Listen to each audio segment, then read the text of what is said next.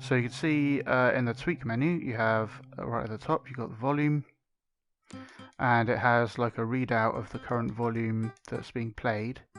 While performing, if you hold R2, the more you hold R2, the quieter it will play. And if I record, oh, let's just delete those.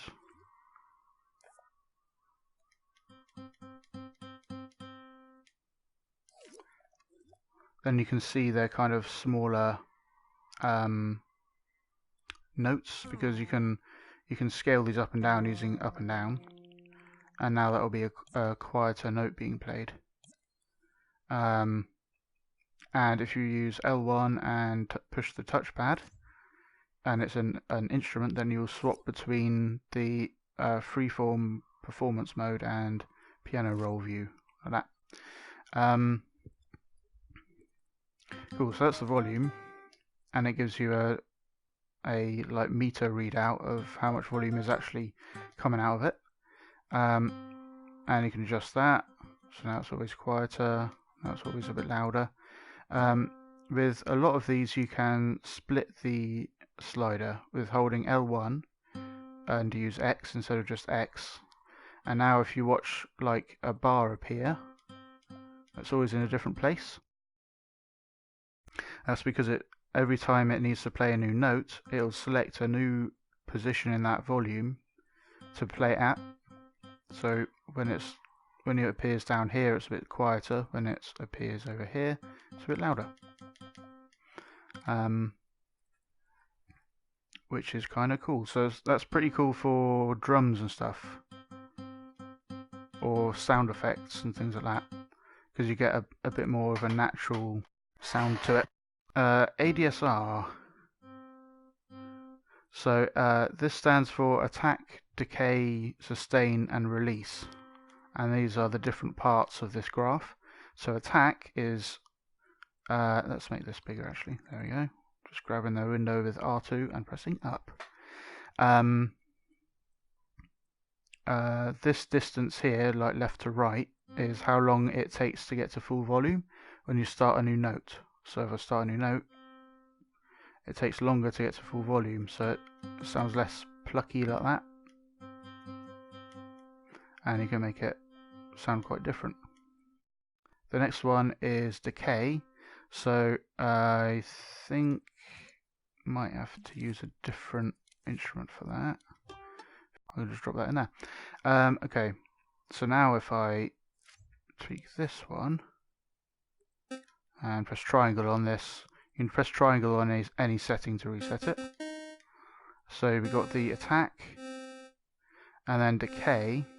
So if the note is held, it'll go to full volume over this period of time, over that period of time, and then it'll immediately go to this volume over that period of time.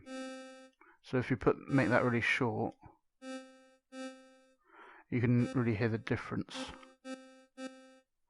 And you can have that go all the way down to the bottom.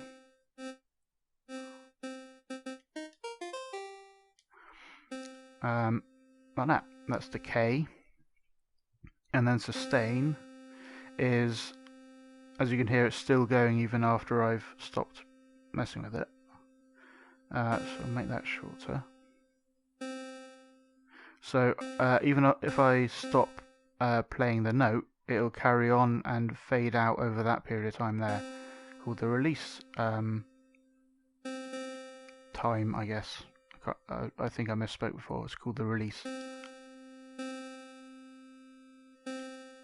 Like that. Cool. Yeah, and then speed. So, okay, let's try recording something.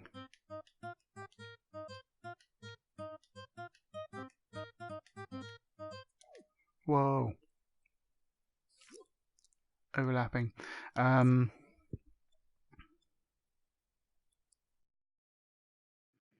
Cool. So if you play time, it'll play those notes. And if you increase the speed or tempo, then it increases the speed or tempo.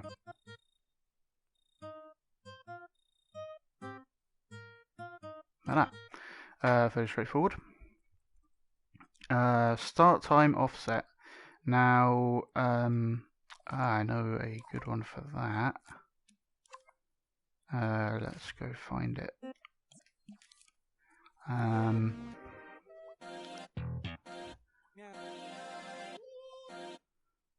That one.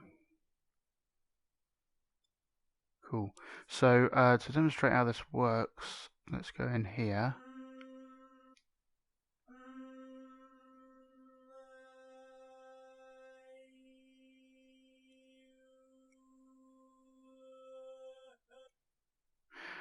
So that's the full slice kind of thing.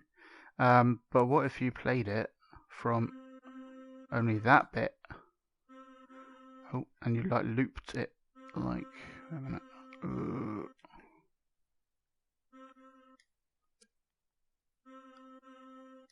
That's because of that. Let's do that.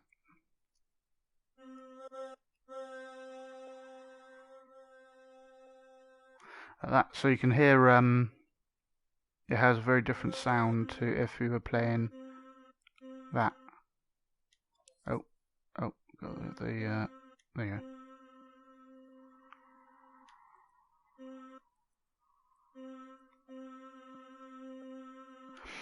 So you can actually, that's because it starts at a different point in the thing. So if we just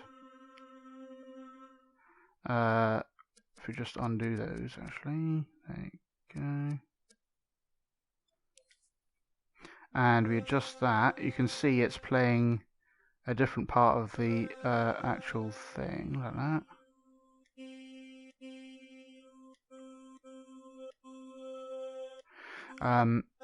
And this applies to any slice it's playing. Cool. So it starts off with a different sound and then goes to a different sound. You can use you can make this random by using L1 and X on here. And now every time you play it,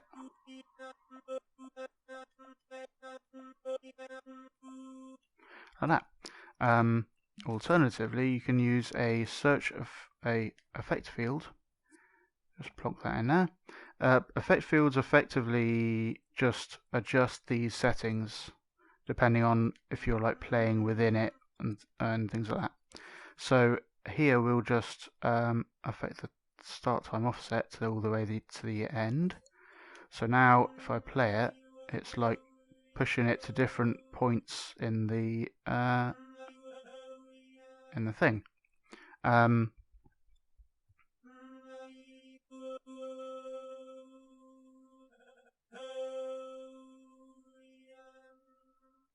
So you can get it to sound like that. If you bring in the original, it's done really well. And all that is doing is playing a different part of those slices.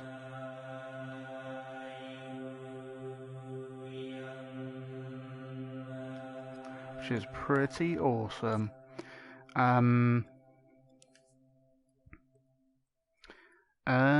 Cool.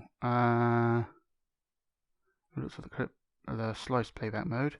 Clip playback mode is similar. It's actually similar to a timeline. So if you play, actually you'll need to be able to turn it on and off easily. So let's grab a switch. Okay, so turn it off.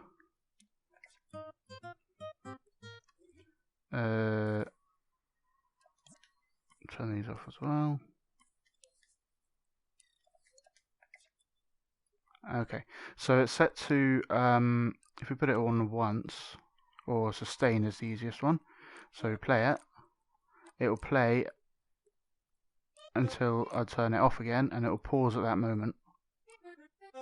And then when I power it again, it will carry on playing.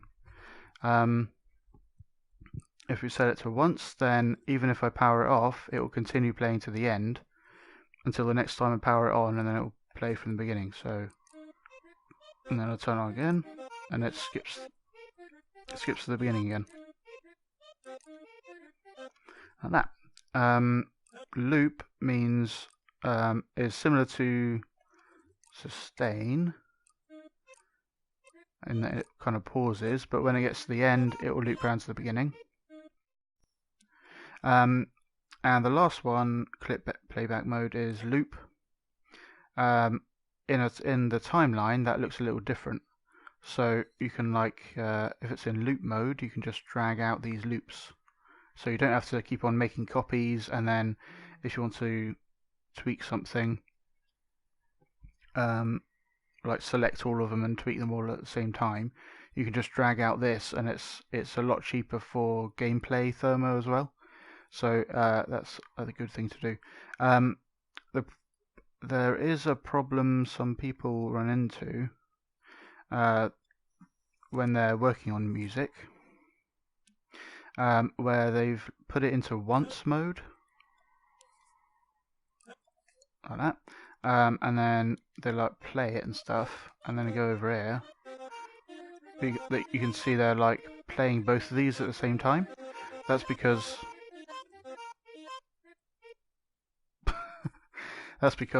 it's still trying to play all the way through because it's set to once.